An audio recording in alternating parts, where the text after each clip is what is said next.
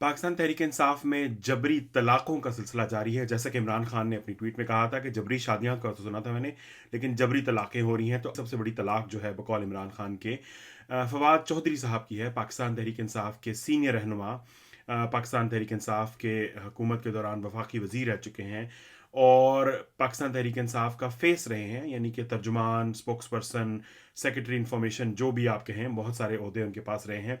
फवाद चौधरी ने आज ऐलान किया कि वो पाकिस्तान तहरीक इंसाफ को छोड़कर सियासत से कुछ अरसे के लिए ब्रेक ले रहे हैं।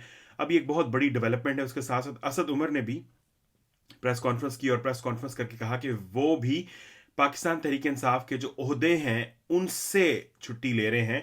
लेकिन उन्होंने बड़ी चालाकी के साथ एक जो है वो मैनिपुलेशन खेली है, जिसको कहा जा रहा है सियासी ज़िंदगी। जो लोग सियासत पर नज़र रखते हैं, जो मुबसर हैं, वो ये कह रहे हैं कि असद उमर साहब ने सियासी जमात नहीं छोड़ी, उन्होंने ओहदे छोड़े हैं। इसका मतलब ये है कि इस वक्त पाकिस्तान तहरीक इंसाफ के अंदर दो बड़े रहनुमा जो हैं वो अभी भी मौजूद हैं, एक शाह महमूद कुरैशी और एक असद उमर। और इन दोनों की टसल, इन दोनों की जो लड़ाई है, इन दोनों की जो स्ट्रगल है पावर के लिए, वो जारी है। बाज़ एकता कपूर का जो है वो सोप ओपरा लगती है, तो इसमें अगर लव ट्रायंगल डाला जाए तो जो हीरो इस वक्त हैं, जो विलन बन चुके हैं, इमरान खान साहब। अब इमरान खान जो हैं उन्होंने रिसेंटली कहा है कि स्टैब्लिशमेंट जो है उसके लिए मैं एक मुज़ाकराती टीम बना देता हूँ।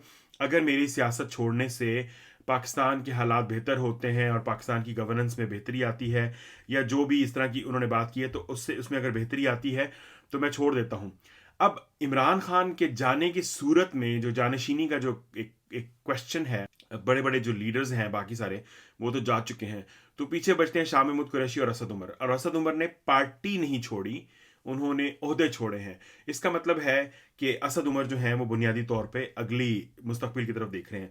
कतरीना हुसैन सीनियर जर्नलिस्ट हैं, उन्होंने ट्वीट की कि outlines of new plan taking shape, Asad Umar has not resigned from PTI, only his party post. PTI definitely splitting. उनका ये ख्याल है कि पीटीआई डिवाइड हो रही है, स्प्लिट हो रही है। तो ऑफ कोर्स अगर शाह महमूद कुरैशी और असद उमर आमने सामने आते हैं, जो कि इवेंचुअली होगा, तो मेरा नहीं ख्याल कि पीटीआई के अंदर जो धड़े हैं वो यूनिफाई हो सकते हैं, क्योंकि एक बड़ा कन्वेंशनल किस्म का जो धड़ा है, जो जो बुनियादी तौर पे बाहर से आने वालों का है, जो इलेक्टेबल्स कह सकते हैं उसको भी, शाह महमूद कुरैशी की तरफ उसका वेट होगा। जबकि जो पीटीआई का जो नजरियाती वर्कर है, जो भी अगर कोई नजरिया है, आई डोंट नो वो क्या था या क्या है, या अगर कोई इमरान खान के साथ कोई लॉयल्टी है, तो इमरान खान शायद चाहेंगे कि असद उमर जो है वो उनकी एब्सेंस में आगे लेके चलें। लेकिन let's see what happens. Katrina का ये भी कहना है कि पीएमएल-क्यू जो कि शुजात की पार्टी थी, उसको भी स्प्लिट किया गया था। पीपल्स पार्टी जो है उसको भी स्प्लिट करके पैट्रियट्स क्रिएट की गई थी। तो क्या कहते हैं, मसलन there is so much that Pakistani politics has. जहां तक सवाल ये पैदा होता है कि क्या इस सारी सिचुएशन के नतीजे में पीटीआई इस सारे क्राइसिस को हैंडल कर सकेगी, इसमें से यानी निकल सकेगी, इसके बारे में आई डोंट नो। कि मेरे नज़दीक पीटीआई और इमरान खान लाजिम व मलजूम है। और कोई भी ऐसा लीडर, बेशक वो असद उमर हो, बेशक वो शाह महमूद कुरैशी हो, या इवन इमरान खान की अपनी कोई औलाद आ जाए, या बुशरा बीबी साहबा जो हैं वो पार्टी की क़यादत संभाल लें, मेरा नहीं ख्याल कि कोई भी पार्टी को उस लेवल तक एनर्जाइज कर सकता है जो कि इमरान खान साहब करते आए हैं, करते रहे हैं। और ये एक बहुत इंपॉर्टेंट जो है वो एक डेवलपमेंट होगी। दूसरी तरफ जो असद उमर साहब की ट्वीट है बड़ी अच्छी है, कि उन्होंने बेसिकली कंडेम किया कि जी 9 मई को जो हुआ वो ठीक नहीं था। उन्होंने ये कहा कि जो बेचारे इनोसेंट लोग हैं, मासूम लोग हैं, उनको छोड़ा जाए। उन्होंने कहा कि जी सियासी डायलॉग की ज़रूरत है। तो मसला ये है कि सियासी डायलॉग आपने किससे करना है? असद उमर साहब, आपका लीडर कहता है कि मैंने सियासतदानों से बात नहीं करनी। तो सियासी डायलॉग जो है वो जर्नैलों के साथ तो होने से नहीं रहा, जिनसे इमरान खान बात करना चाहता है। इमरान खान साहब कह रहे हैं कि मैंने शहबाज शरीफ से बात नहीं करनी, जरदारी से बात नहीं करनी, सियासतदानों से बात नहीं करनी, आसिम मुनीर से बात करनी है, जो कि एक जर्नैल है। तो सियासी डायलॉग तो फिर ये ना हुआ। बुनियादी तौर पर आप अपनी सीट फिक्सिंग चाहते हैं। आप ये चाहते हैं कि जो प्यार मोहब्बत, जो नैपी चेंजिंग बकौल परवेज इलाही साहब के जो पहले दस्ते सहूलत दस्तियाब थी, आप वो सारी सहूलत जो है उसको दोबारा से चालू करना चाहते हैं। और ये जो है वो वहाँ पे सियासी डायलॉग मुझे नहीं समझ आता किस मकसद के लिए होगा। What you want to achieve from a political dialogue, सबसे बड़ा सवाल ये है, आप क्या अचीव करना चाहते हैं? क्योंकि मेरे नज़दीक जो अब जो गवर्नमेंट है, पीडीएम है, या पीडीएम की जो पार्टीज़ हैं, उनके पास तो आपको देने के लिए कुछ नहीं है। यानी आपके पास तो अब मेरे नज़दीक 4 बंदे भी नहीं है जो आपका टिकट होल्ड करते हैं।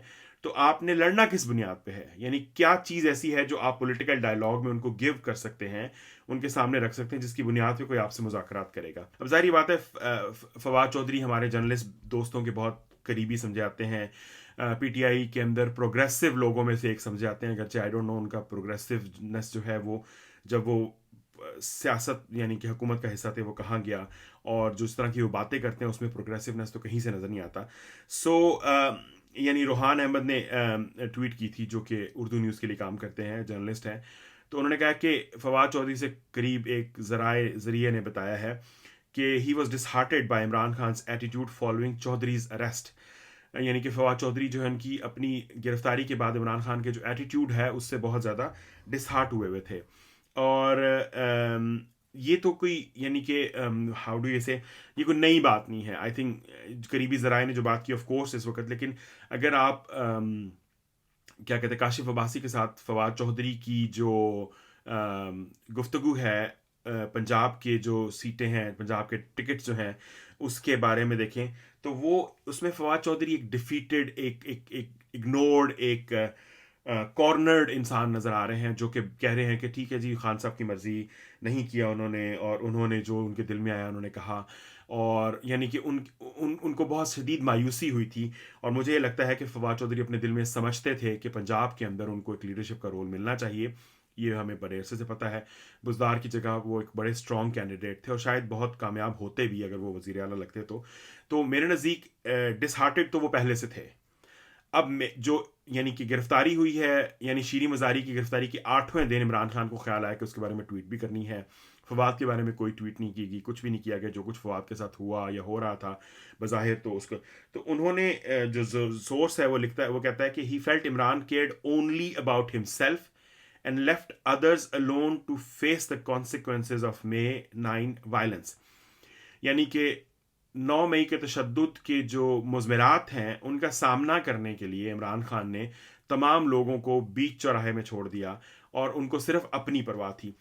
और ये एक बिल्कुल 100% 100% यानी कि सिक्का बंद एनालिसिस है इमरान खान का, इमरान खान की सियासत का, इमरान खान की शख्सियत का, इमरान खान के कैरेक्टर का, कि इमरान को सिर्फ और सिर्फ अपनी परवाह है। जब उसको अपनी परवाह थी तो उसने कारकुन भी जमा किए, उसने रेड लाइन वाली लाइन कही कि जी ये इमरान खान हमारी रेड लाइन है, और ये है और वो, और चढ़ दौड़ो। और जब लोग चढ़ दौड़े तो उनका वाली वारिस कोई नहीं है। अब सैकड़ों कारकुन हैं जो जेलों में हैं, धक्के खा रहे हैं, उनके लिए वकील नहीं है, उनके पास पैसे नहीं हैं, कुछ के एग्ज़ाम्स मिस हो रहे हैं, कुछ के कुछ और इश्यूज चल रहे हैं। यानी फवाद चौधरी जैसा लीडर ये कह रहा है ज़राए के मुताबिक कि उसको इग्नोर किया गया। तो मैं ये समझता हूँ कि ये एक बहुत अफसोसनाक रिफ्लेक्शन है इमरान खान की लीडरशिप की। ये एक बहुत अफसोसनाक रिफ्लेक्शन है पाकिस्तान तहरीक इंसाफ की। और मैं ये समझता हूँ कि ये रिफ्लेक्शन और ये सारा कुछ जो है वो आने वाले दिनों में बहुत ज़्यादा इम्पोर्टेंस रखेगा, और बहुत सारे लोग जो इमरान के इर्द गिर्द हैं वो इस चीज़ को फील करेंगे। क्योंकि ज़ाहिरी बात है, पाकिस्तान तहरीक इंसाफ ने एज अ पॉलिटिकल पार्टी हमेशा की तरह इस क्राइसिस को भी मिस हैंडल किया है। यानी कि आप सियासत अपनी जगह करें, आप फौज के साथ ताल्लुकात, बाकी सारी चीज़ें अपनी जगह करें, लेकिन जो आपका कारकुन है, जो आपकी कोर है, उसके साथ जो आपने सलूक किया है वो बहुत कम मिलता है। अमूमी तौर पे तो तमाम सियासी जमातें अपने कारकुनों के साथ ये सलूक करती हैं। नून लीग के कई कारकुन अभी भी जेलों में हैं, जो कि भुगत रहे हैं मुकदमे जो उनके ऊपर अरसा दराज से हैं। लेकिन ये अनप्रेसिडेंटेड है कि आप उनके लिए आवाज़ भी नहीं उठा रहे हैं। ये एक बहुत ही अफसोसनाक रिफ्लेक्शन है। Thank you very much for joining. अगले वीलॉग तक प्लीज़ यानी कि जुड़े रहिएगा। मैं कंटिन्यू कर रहा हूँ। अब बहुत मुश्किल काम है रोज़ाना वीलॉग करना और रोज़ाना सब्जेक्ट ढूंढना, लेकिन आजकल चूंकि जुमा बाज़ार लगा हुआ है, एकता कपूर का जो सीरियल है वो क्या चीज़ माने रखता होगा और सोप ऑपरा क्या माने रखता होगा, ये चल रहा है। So I try to keep up with it. Thank you for joining. Subscribe करना मत भूलिएगा। खुदा हाफिज़।